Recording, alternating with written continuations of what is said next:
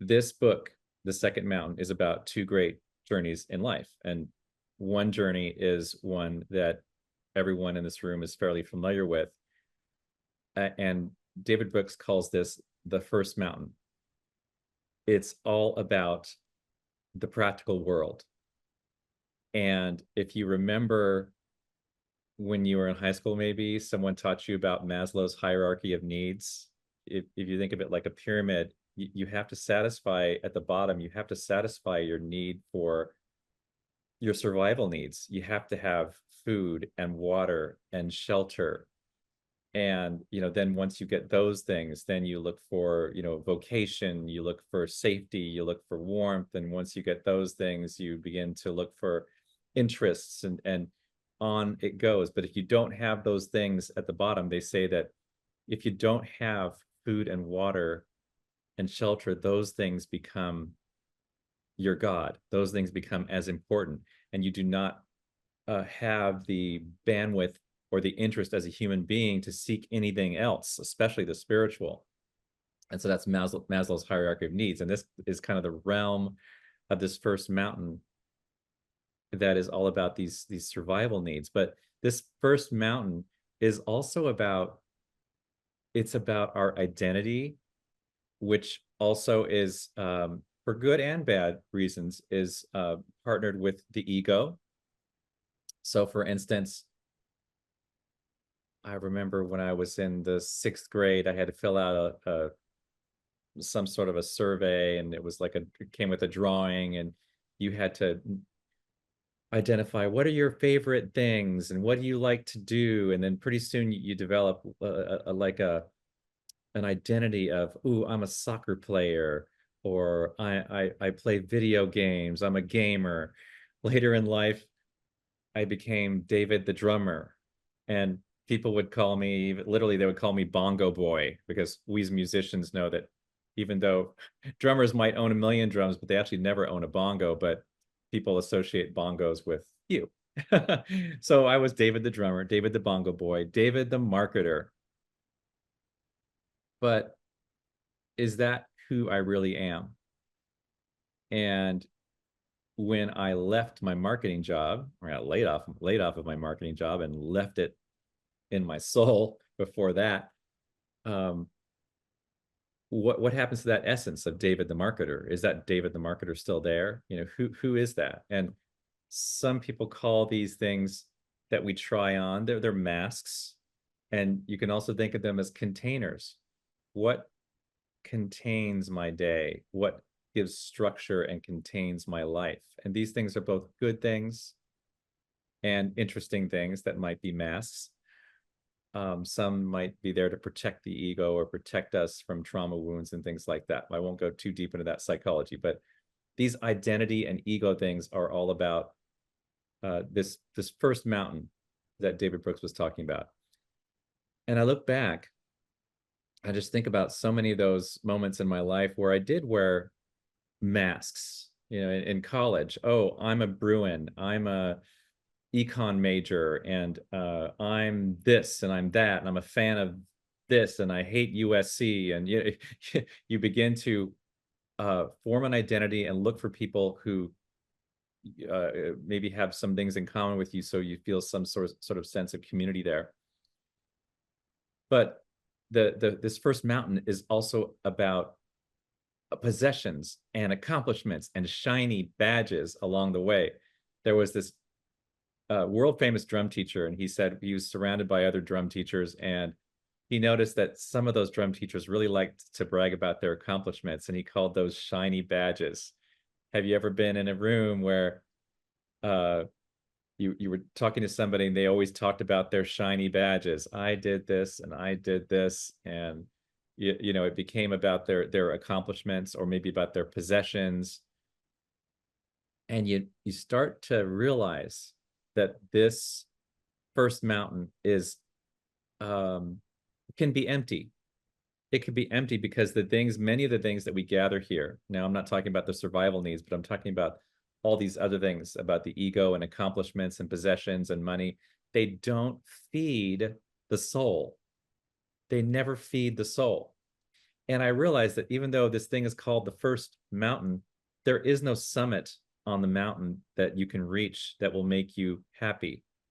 It's just uh, like someone, a singer might have a hit, or they might get a Grammy, and then they're not happy unless they get on the cover of this magazine, and they're not happy unless they get their second Grammy, or unless they get an Emmy too. And you get a raise and you get this, and there's always this what's called hedonic adaptation. You adapt to that thing that made you happy, happy in a transient sense, because it's not soul fulfilling, always looking for the next thing. And there are people who have made it very far up this first mountain. And I think about uh, billionaires. There are roughly 3,000 billionaires in this world. And you know something? They aren't good enough now unless they stay billionaires or they get on the Forbes list of, most wealthy people. Or there's a race to become, a deca billionaire. There are people with 10 billion, or there's a race to become people with over $100 billion, right? Like Jeff Bezos and Elon Musk, who has actually the most, $247 billion. But that's not enough. That's not enough, right? It doesn't feed the soul, I'm guessing. So they're duking it out with other billionaires for who's the richest, who's the first one to go into space. You remember that when the three guys went into space, Richard Branson and Jeff Bezos and Elon Musk, and everybody had to be the first one to get into space, and they brought celebrities with them. And so to me, it symbolized this climbing up the material world that is not fulfilling. And even in our, I assume that there are no billionaires in our poor lives.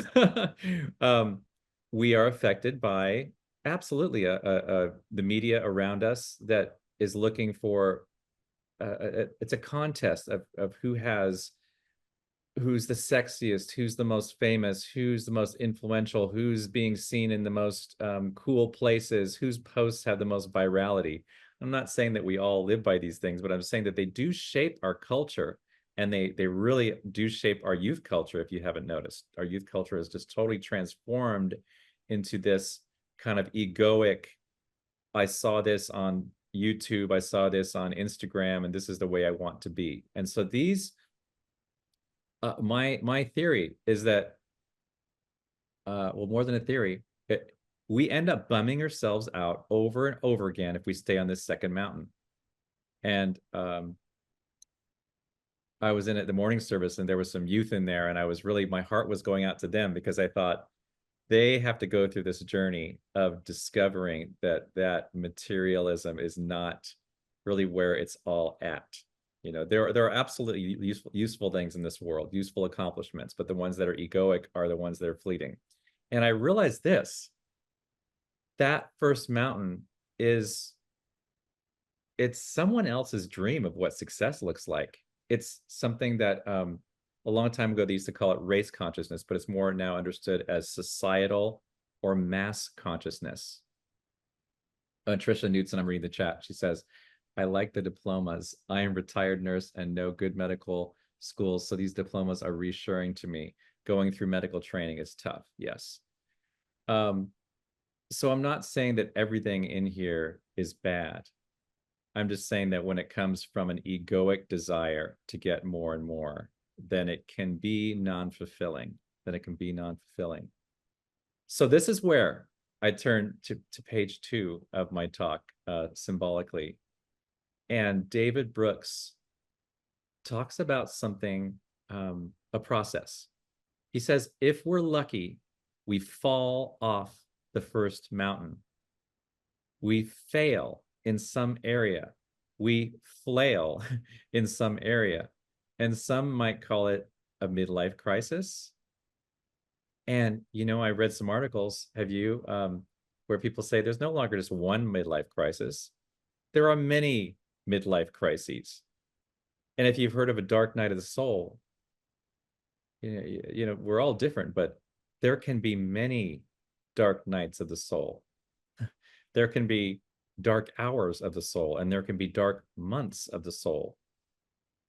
But life, when we're on this first mountain, tends to knock us on our butts and say, especially for those who are spiritual minded, there's something more to life is what's happening.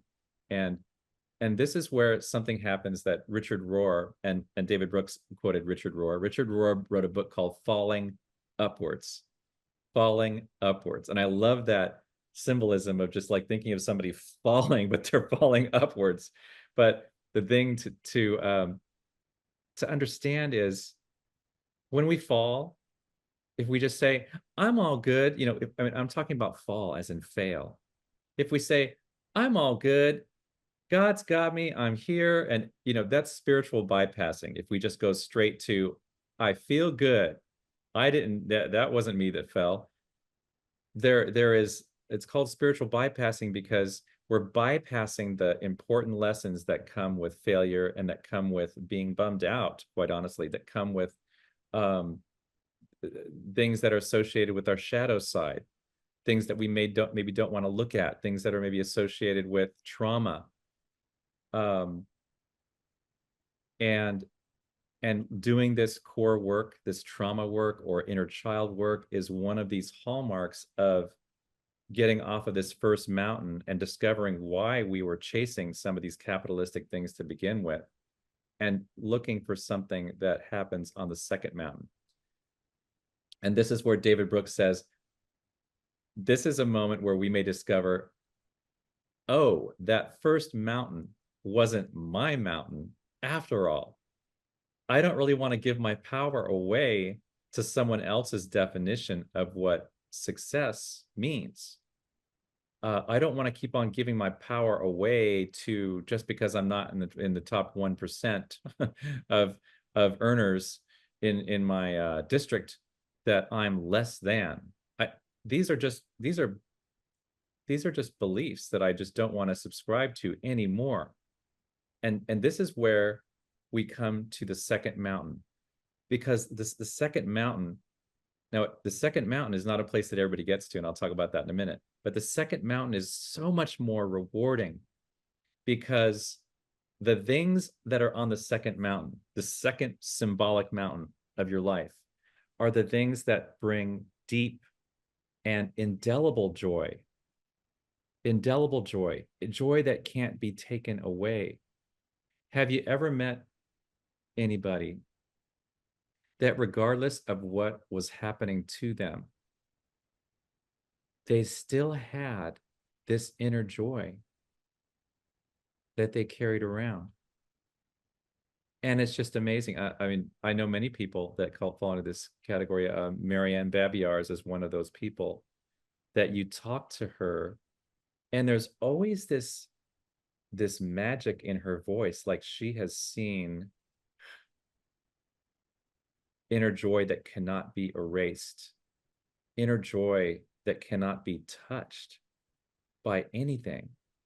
And so that is this soul transformation that takes place on this journey of the second mountain. And so there are, back to the book, The Second Mountain, there are 4 signs or milestones, if you will, that are things that are maybe signposts that you are traversing the second mountain. And I'll just go through these very quickly. The first one is life calling. It's not, like Trisha was saying about nursing, it's not just a job. There's a life calling in there to help people. There's a life calling to change people's lives for the better, right? So there may be a life calling, not just a job. See, my marketing career, it was just a job. So I always had something spiritual going on the sidelines. It started with drum circles, then I went to sound healing, and then it went to ministry, and now it's ministry.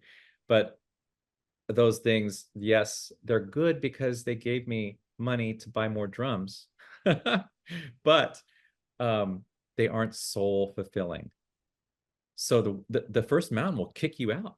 The first mountain will just kick you out, or you're gonna, if you don't leave it first.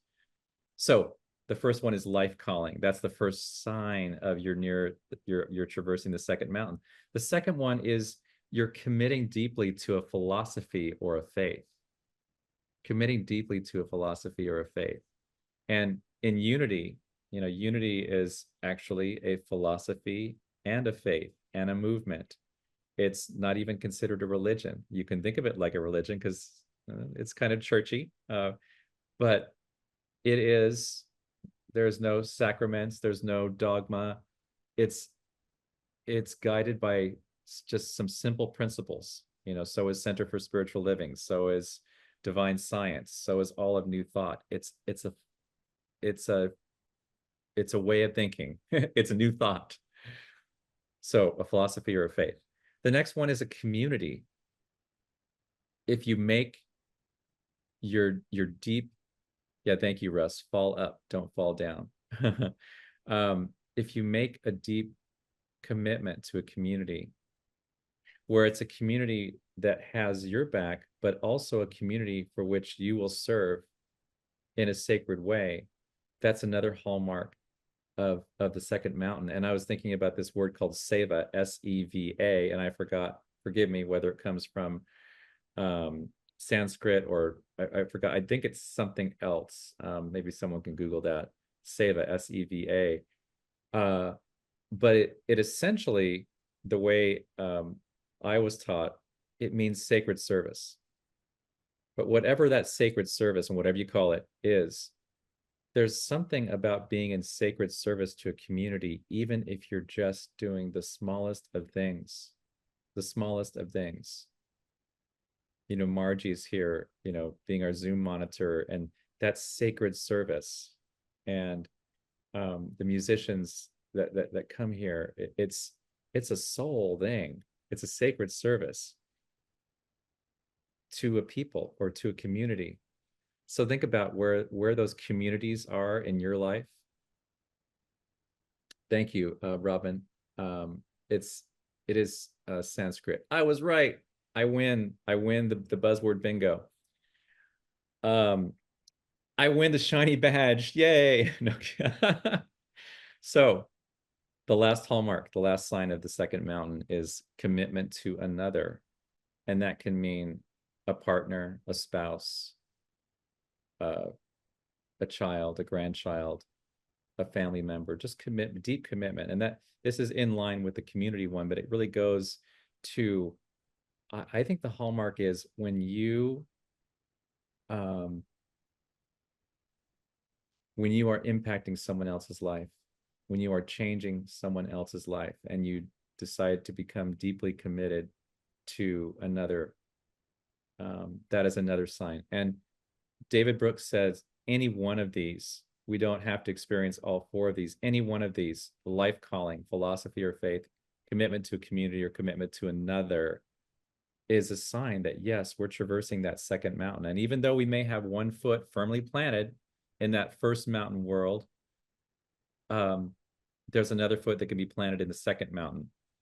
And my theory is that we have decided as spiritual seekers that we love being on the second mountain. Why? Because it's magical. It is magical and it is fulfilling. And there is no falling off this mountain. You can fall off the top of this first mountain or near the top of it because there is no top to that first mountain. You can fall off that. Okay, you can fall off of it because it's easy when you're being driven by ego to be slapped down. So this second mountain is a place where I just think there's no summit. It's a place you traverse, it's a place you journey, and it's a place where your soul grows. So I wanted to say so much more. I will skip forward and say these last two things about being on the mountain. I think it's important for us to consciously look at when that first mountain is pulling us back, the mountain of ego, the mountain of identity, the mountain of masks that we don't necessarily want to wear. And how can we increase the time that we're consciously spending on the second mountain? You being here in this spiritual practice is a part of that. You doing two more things. One is willingness to do the self-work, willingness to look at when someone is pulling your strings and when someone really pisses you off. to look and see if there are strings that are being pulled that belong to your trauma self that have an opportunity for healing, especially if it's the same thing that comes up over and over again. It's an opportunity. It's special. It's so blessed to look at this shadow side of yourself that these unpleasant experiences might point to. The other one is, well, I'm going to read a chat. Janet says, Seva is a concept of selfless service that is performed without any expectation of reward for performing it. Love it. Thank you, Janet. The last key to the second mountain is surrender. And there's a song, I know Robin didn't sing this today, but there's a song called I Give Myself Away. And the lyrics, I give myself away so you can use me. And what that means is, so the divine self of us can fully come to the forefront. We need to give ourselves away. We need to give away the ego. We need to give away caring what people think about us. We need to give away these thoughts of us as unworthy so we can be of service to the highest in ourselves. I give myself away, Brooks. And Robin, I'm going to spotlight you. This is one of my favorites of yours, I think. You got it. I actually need to sing it right now because when you said that November 2nd is next Saturday, then the election is right after that, and I felt all this fear come up in me, and I'm frightened. So it's good that I sing about gratitude. Yeah. I didn't realize I had that much fear in me around this. Today I saw the sun. I stood out in the rain and watched the eagle fly again. I heard a baby cry and walked right through a storm and felt the wind upon my face. And all the while I could not help but see the life that lives and breathes in you and me. And I am peaceful, yes, and I'm grateful, and I'm thankful, oh Lord. Yes, I am, and I'm hopeful, yes, and I am so full, and I'm thankful, oh, I am. I hugged an old oak tree, the earth beneath my feet, and saw a shooting star above. I looked into your eyes and touched an